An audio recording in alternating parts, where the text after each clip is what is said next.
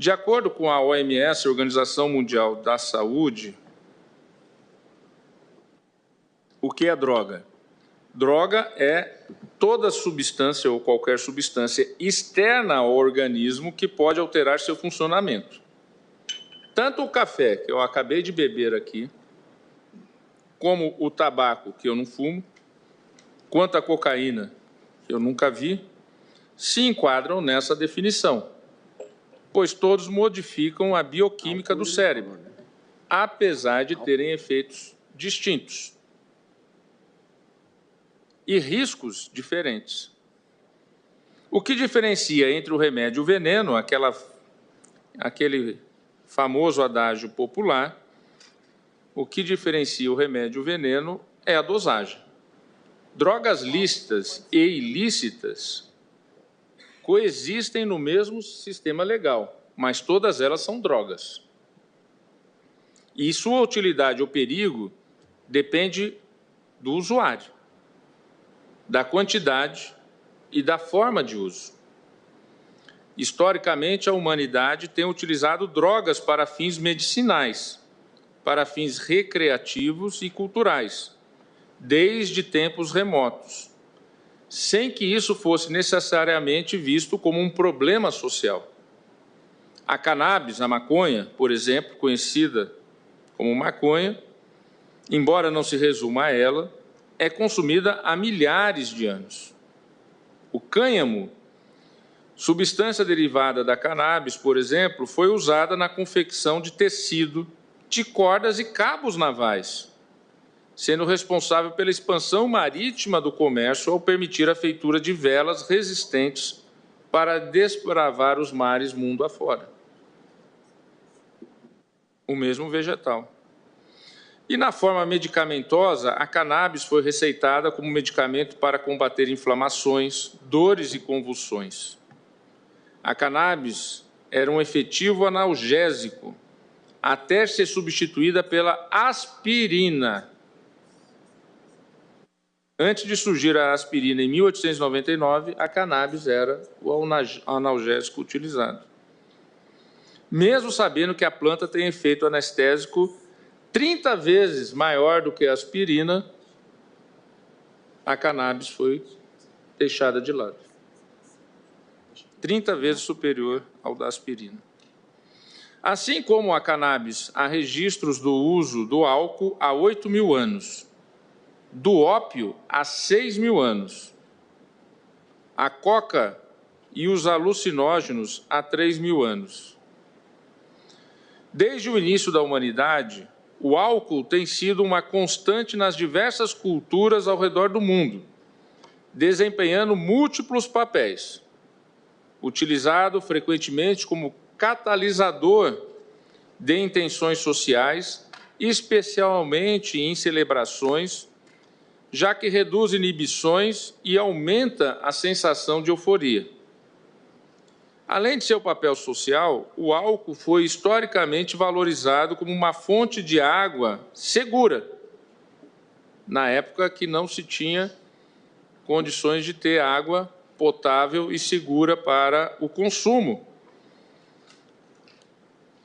Hoje o álcool é classificado como droga depressora do sistema central, e seu consumo é fator causal de mais de 200 doenças e lesões, sendo associado principalmente a distúrbios mentais e comportamentais, incluindo dependência ao álcool, doenças não transmissíveis graves, como cirrose hepática, alguns tipos de carcinoma e doenças cardiovasculares, bem como lesões resultantes de violência e acidentes de trânsito, que têm origem no álcool. Apesar de seus efeitos nocivos, o álcool é legalmente vendido e consumido na maioria dos países. Seu consumo é elevado e frequentemente incentivado por meio de comerciais de televisão e pela pressão social em eventos, onde muitas vezes as pessoas sentem a necessidade de, pelo menos, brindar com uma taça de bebida alcoólica para evitar críticas, mesmo não querendo. Esses exemplos, que não esgotam a lista de drogas consumidas, mostram que substâncias atualmente consideradas medicinalmente pela ciência como prejudiciais já desempenharam papéis importantes e positivos na história. Evidentemente, a menção aos usos positivos da droga citadas ao longo do tempo não pretende afirmar que seu consumo é seguro ou recomendável. Destaco isso apenas com o objetivo de que, historicamente, essas substâncias tiveram diversas finalidades. Algumas drogas hoje aceitas e até incentivadas socialmente, como o álcool, continuam lícitas, mesmo causando danos à saúde e à vida e à sociedade, enquanto outras, agora proibidas sob a ameaça de sanção penal, eram anteriormente lícitas. Foi apenas no início do século XX, com o uso disseminado de certas drogas e a falta de regulamentação internacional, que os governos começaram a considerar a necessidade de cooperação internacional para controlar o tráfico de substâncias nocivas. A política repressiva, portanto, é, do ponto de vista de perspectiva histórica, recente, início do século XX. A criminalização das drogas é um fenômeno que ganhou força no início do século XX, sendo intensificada, como todos sabem, na década de 1970, com a famosa política War on Drugs, guerra às drogas, do presidente americano Richard Nixon, quando o uso disseminado de certas substâncias e a falta de regulamentação internacional passaram a preocupar os governos, os Estados nacionais.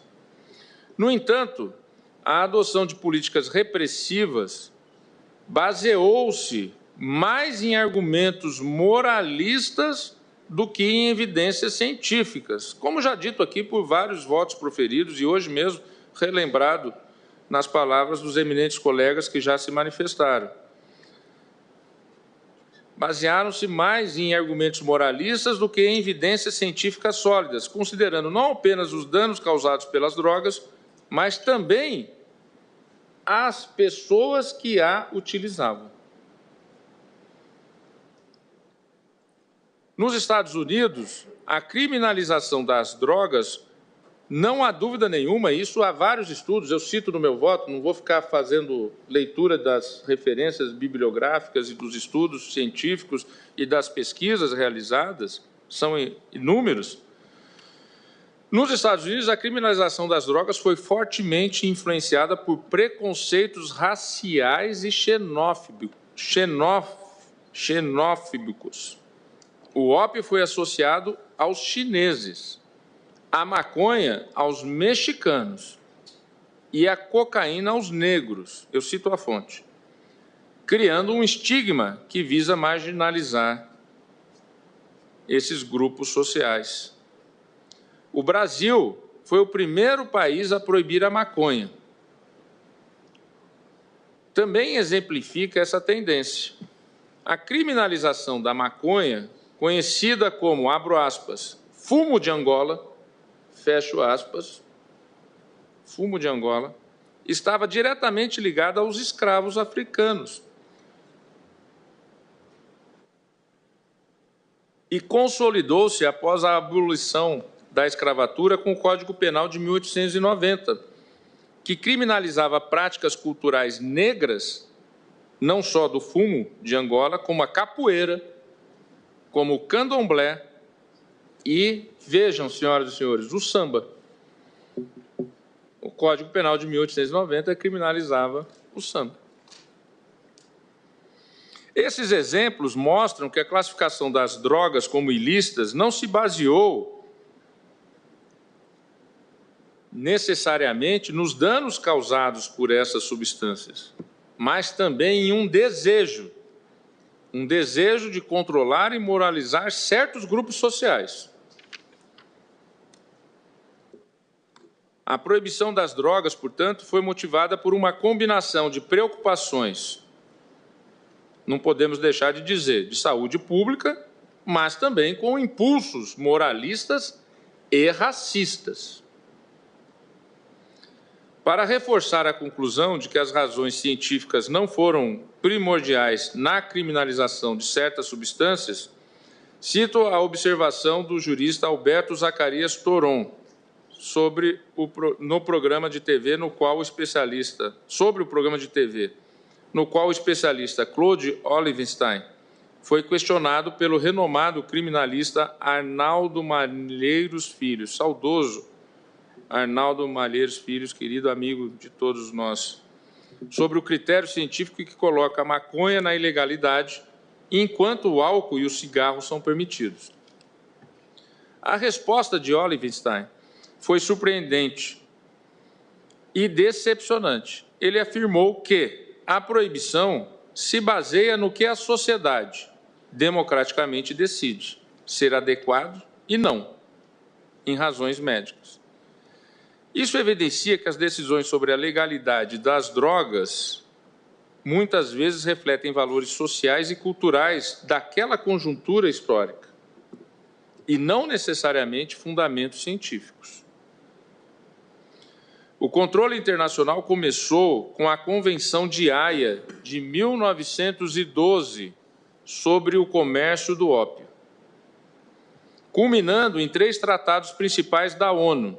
Posteriormente, mais adiante, a Convenção sobre Narcóticos de 1961, emendada pelo Protocolo de 1972, também a Convenção sobre Substâncias Psicotrópicas de 1971 e também a Convenção contra o Tráfico Ilícito de Narcóticos e Substâncias Psicotrópicas de 1988. No Brasil, a política de drogas evoluiu de maneira semelhante e se adequou aos parâmetros das convenções. Passou-se por uma evolução significativa ao longo de todo o século XX, com uma abordagem inicial centrada no controle e na repressão, fortemente influenciada por valores moralistas e preocupações sociais. Como dito, o Brasil foi o primeiro país do mundo a criminalizar a venda e o consumo de maconha. O Código de Posturas da Câmara Municipal do Rio de Janeiro estabeleceu pena de cadeia para os usuários que eram predominantemente escravos e multa para os comerciantes, geralmente brancos. Ministro Alexandre de Moraes, cadeia para os negros, multa para os brancos. Esta legislação refletia um viés racista, onde os usuários, geralmente negros, eram penalizados mais severamente do que os traficantes. E não há dúvida que nós assistimos isso, porque os grandes traficantes não estão presos.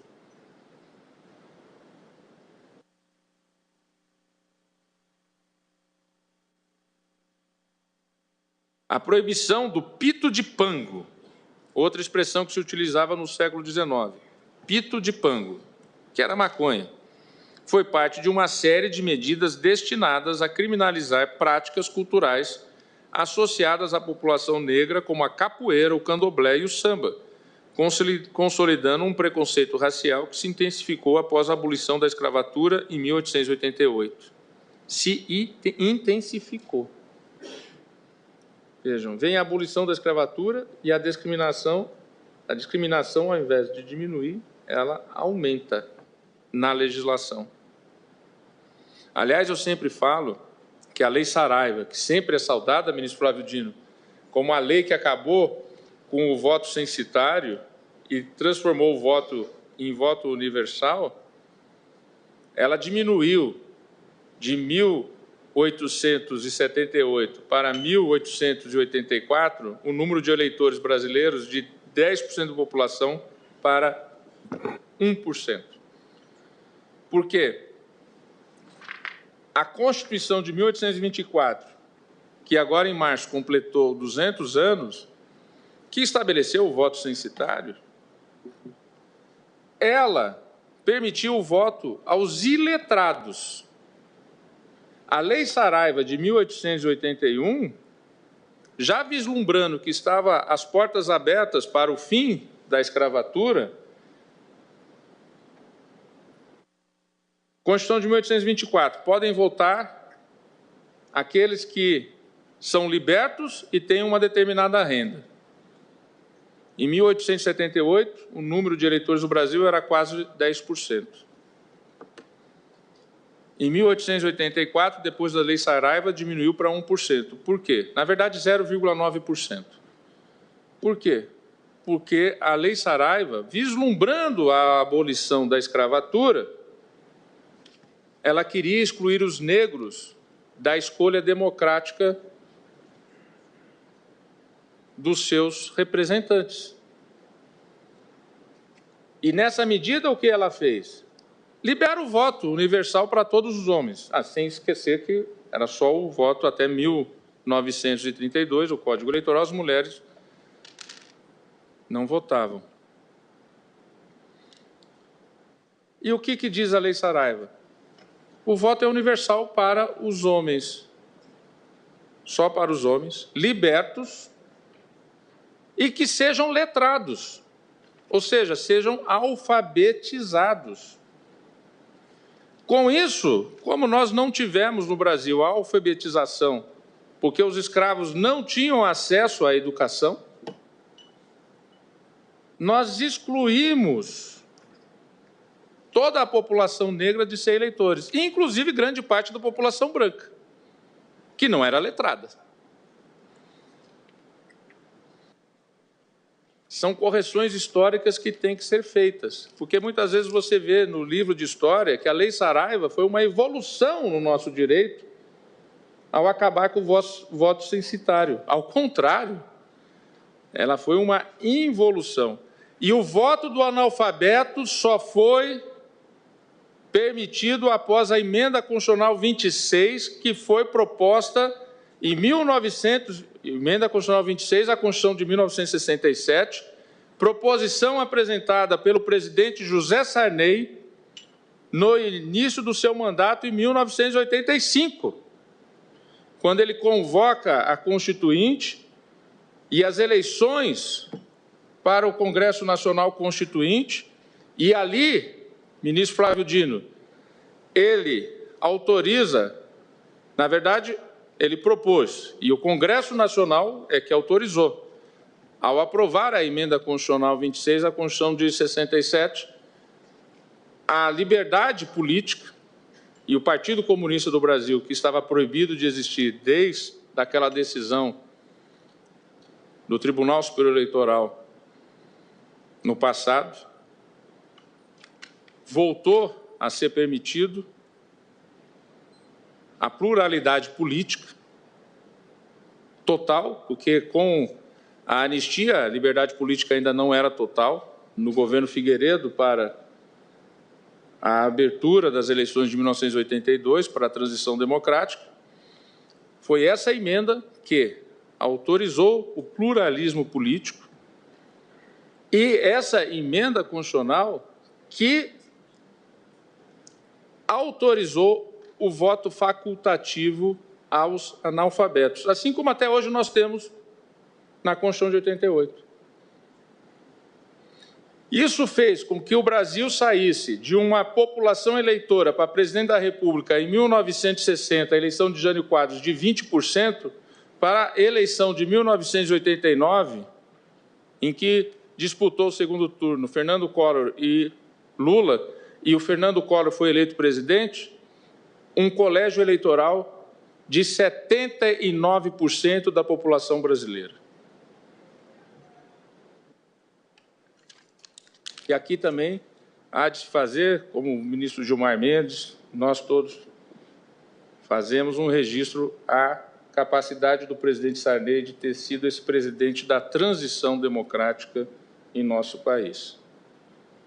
E ele devolveu, ou seja, de 1881 até 1985, ou seja, por 104 anos, os analfabetos, chamados de iletrados na Lei Saraiva, os analfabetos não tiveram direito de voto. E hoje ainda nós temos cerca de 10% da população adulta, analfabeta em nosso país. hoje, século XXI, 2024. Ou analfabeta ou semi-analfabeta. Pois bem, a evolução legislativa do Brasil mostra um endurecimento progressivo das políticas de controle. A partir da década de 1930, houve o agravamento das penas com a consolidação das leis penais, que passou a prever pena de prisão ao traficante. A partir da edição do Decreto-Lei número 385/1968, que alterou o artigo 281 do Código Penal, aí é que vem a criminalização do usuário, na legislação recente. Houve a criminalização explícita do usuário, também impondo penas equivalentes às do traficante.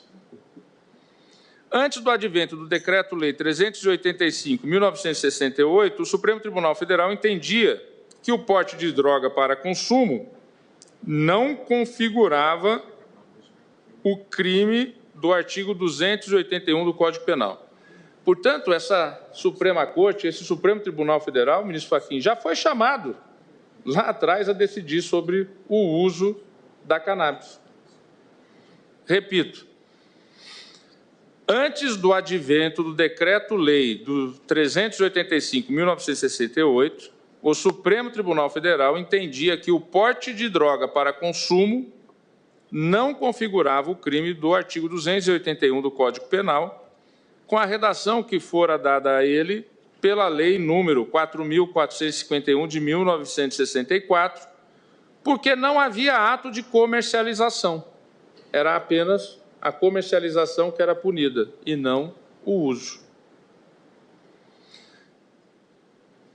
Devo fazer o registro aqui desse precedente. Habeas corpus 42.752, relator ministro Antônio Vilas Boas, julgado esse na segunda turma e publicado no Diário da Justiça de 24 de junho de 1966.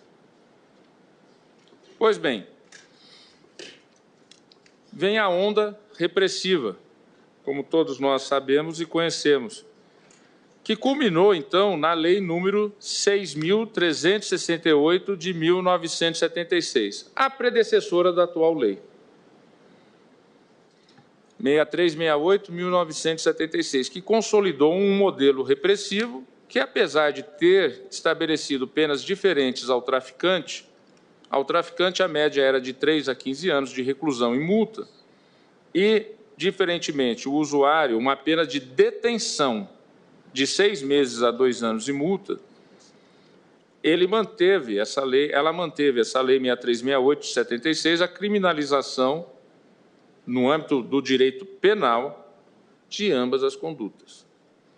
Na década de 1990, o cenário internacional começou a mudar do discurso punitivista da guerra às drogas para um enfoque na redução de danos e na defesa dos dependentes, priorizando a cooperação internacional.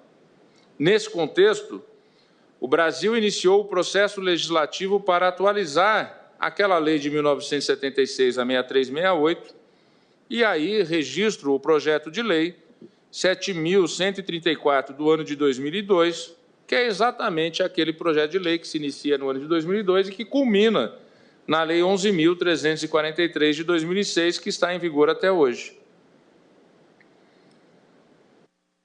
com as proposições que foram apresentadas ao longo do período a ela pensadas.